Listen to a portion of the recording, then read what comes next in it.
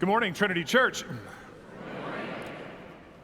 Our son, Michael, is studying in France for this fall semester. And week before last, my wife, Missy, and I had the opportunity to visit him.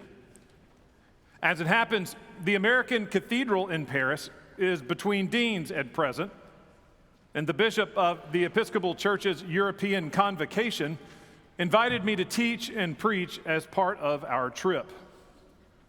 As a swap, the bishop provided us use of the deanery, an apartment on the cathedral campus, large enough for Michael to stay with us. A wonderful treat. That space allowed us to recreate a kid come home from college break week, including pizzas and piles of laundry. Though we did make it to Sainte-Chapelle, the Eiffel Tower, and the Louvre, be sure, we traveled the Atlantic to see our beautiful boy, to hold him tight. And for me, the City of Light was mostly incidental to that priority. Accordingly, we saw Michael Allen's Paris. We ate at the boulangeries he had identified as the best value ham and butter baguettes. We toured his homestay apartment and traced his walk to school. We made time to hit a couple record stores he has frequented, and we splurged to see Erykah Badu in concert. And maybe the highlight of the whole trip for me, at night we laid in bed, Charlie and the Chocolate Factory style, if you can picture that, watching together French New Wave movies that would appear on Michael's film class midterm exam.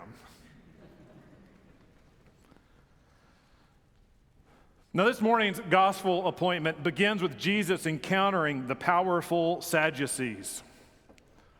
While we can surely read their question of Jesus as an attempt to corner the teacher, Jesus responds to what lies underneath their trap and invites our focus there as well. Jesus aims his answer at the temple leaders' concern for station and luxury. That concern their hypothetical unwittingly reveals. He answers, when love reigns, the questions you ask and the statuses you guard, they will have no meaning. In the gracious fulfillment, God invites all people to enjoy. The authoring community of Luke's gospel reinforces this focus and builds on Jesus' exchange by setting immediately next that familiar Ash Wednesday warning, beware of the scribes who like to walk around in long robes. Again, Jesus calls the crowd to sincere devotions rather than superficial distractions. Calls the faithful to aim their lives for the marrow of existence rather than mere passing comforts.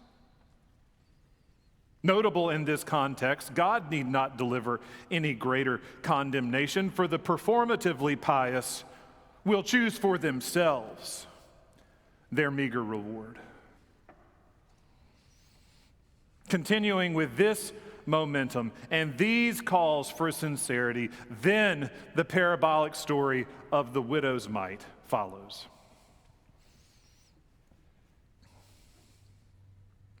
Late in our week together, we trained for Bretagne for a 3-day visit with my Uncle Paul, Aunt Bernadette, and cousin Emma at their home in Portreau-Saint-Quay.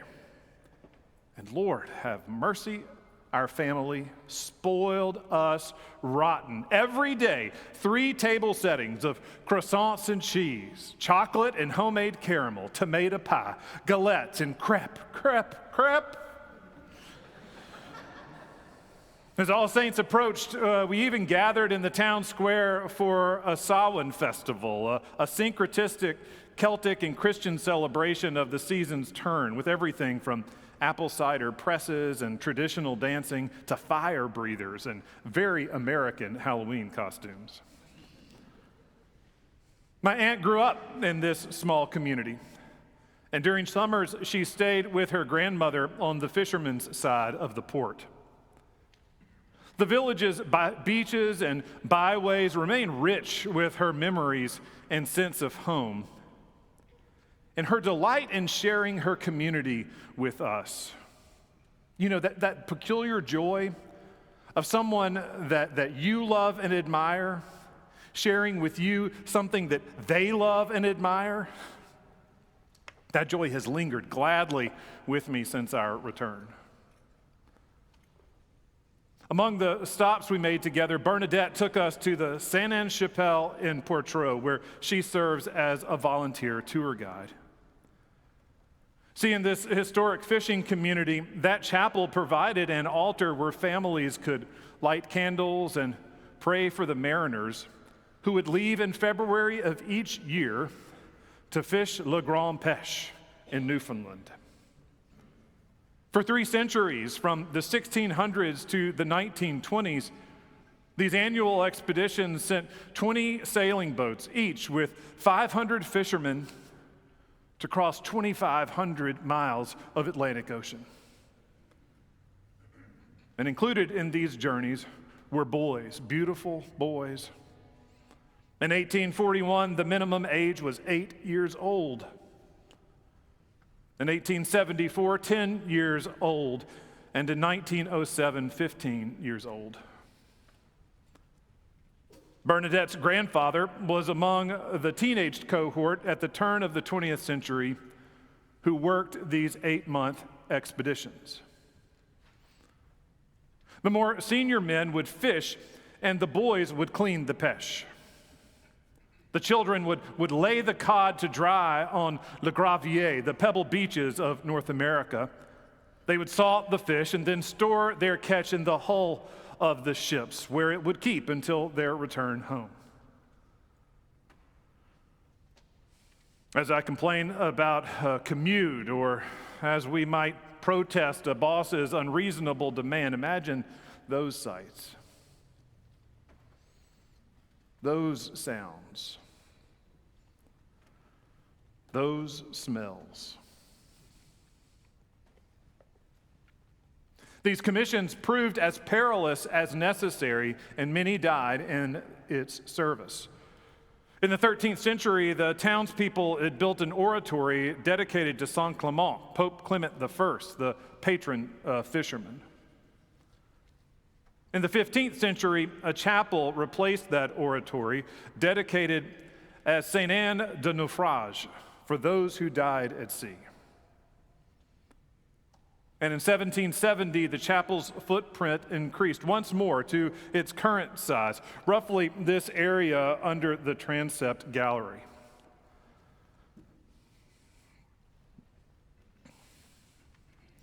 As the gospel continues, Jesus looks up from his teaching to see rich people putting their gifts into the treasury.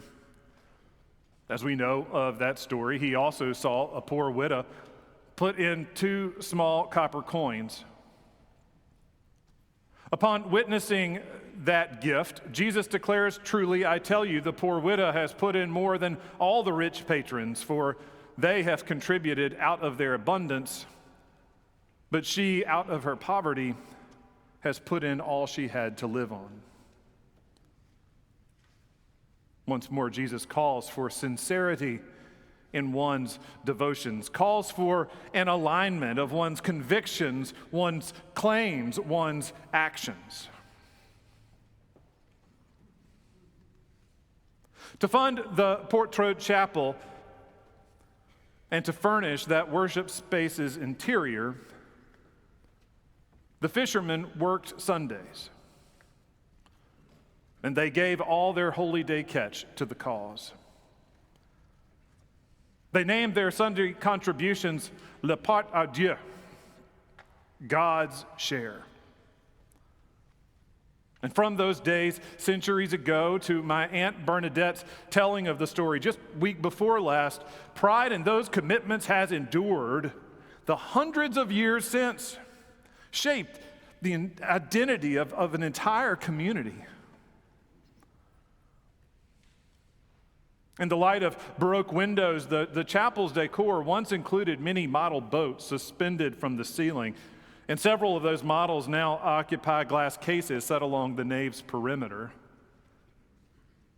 Most moving to me, the reredos, the area behind the altar, features a 1777 painting commissioned for this chapel of St. Anne and St. Joachim reading to their adolescent daughter, Mary. Above and behind the Virgin's shoulder, a boat sails across the Bay of Portreau. A powerful understanding of how our Christian inheritance calls us to paint ourselves into the story of our faith, and likewise to recognize our forebears all about us.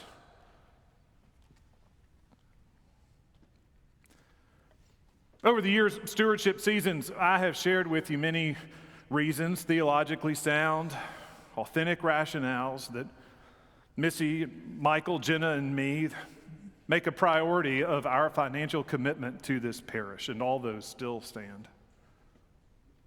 While we have other charitable interests, Trinity Church always receives our first and best gift, as it should be for all of us.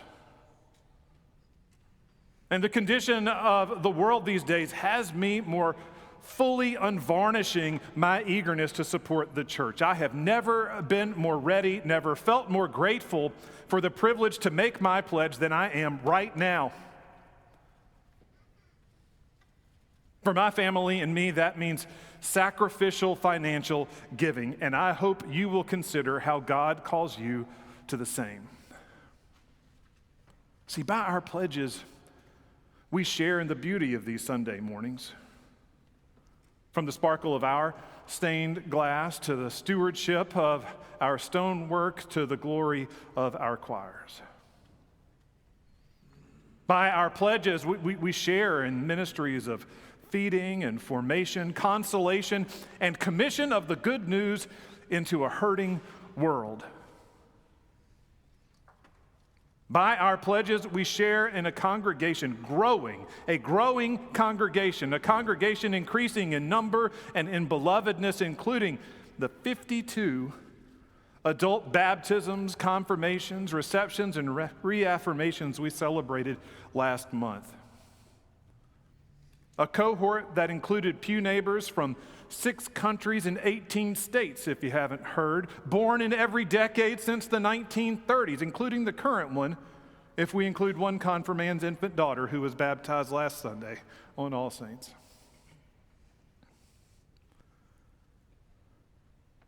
Friends, our public stewardship season will conclude next week.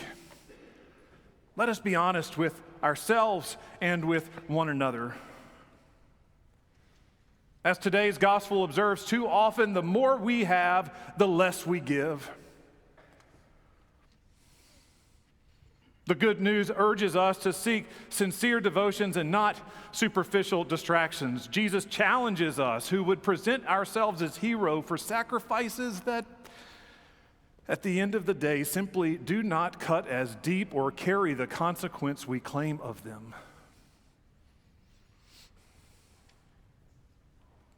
You will find a pledge card paper-clipped to your worship booklet, or you can link to the confidential web form through the QR code on the same. Consider, Hebrew tradition asks for the tithe, 10% of one's income. The Portreau fishermen contributed 1/7 of their life and labors, and the poor widow, she gave everything she had. How generously does God call you to give? Trinitarians, if you have not already, this is the place and now is the time for you to make your 2026 pledge. If you have made that commitment, have a second look at it. How can your pledge aim for the marrow of existence rather than merely passing comforts? Does your commitment align your conviction and your action? For by our faithful pledges, we can worthily join that imperfect, holy collection of souls who truly sacrificed, widow and wealthy alike, from the coasts of France to the Back Bay of Boston, who kept on the high road and made possible all our inheritances, that our legacy of faith and generosity would honor theirs. Let us join God in choosing the church, for sharing ideas grander than fleeting memes, for narrating stories with horizons further back than this empire, and more distantly before us than our most glorious hopes can imagine. What a grand privilege. What a great joy. I pray for grateful hearts and gracious lives.